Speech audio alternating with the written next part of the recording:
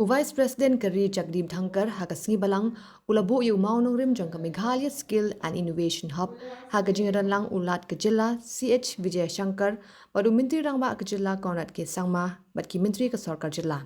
Uni Vice President ula Pyllait paidbah ya ke CM Business Catalyst Student B Plan Challenge bad ke IIM bad dan lang hagajinga soy jangka MOU hapadeng ke UNDP bad ke Sarkar jilla ban kinti ya ke kam sengkam lajong hajilla. Ya ke Megh Skill and Innovation Hub antre hakajaka ke behe hadu 3 san pesau eka hanu Shillong hakajing penut ke bakot inyo punyo klur san lak tingka.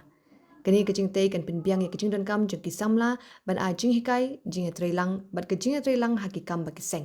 Habakran hakajing lang Vice President ulayaro yu Menteri Rangba kejela Konrad ke Sangma namar kajing wanra eki program baper ki banyarap ban penroy ya kasap jengki kun samla kejela. Ulo ang baka Skill and Innovation Hub kan nyat jengai bha hakaban kintiw ya kakam sengkam lajong hapo kejela. Ula kermen ru baka nika center kan penklan ya kajing penmi eki beriu ki betbit ban tray ban kata hapo kejela. We fear it thinking it is difficult. Let me tell you, there is no step which our youth cannot take. All are equal. You must be guided by your attitude and aptitude.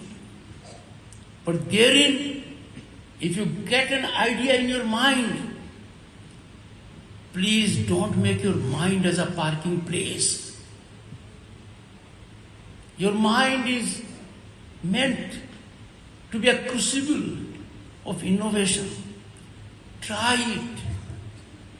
Ula pentip ru baka Sarkar pedeng galamang hadu 1,000 klur tingka ban penroy ya kasap jongki san lak ngut kisamla hakini kisan snem ban wan hapo kari.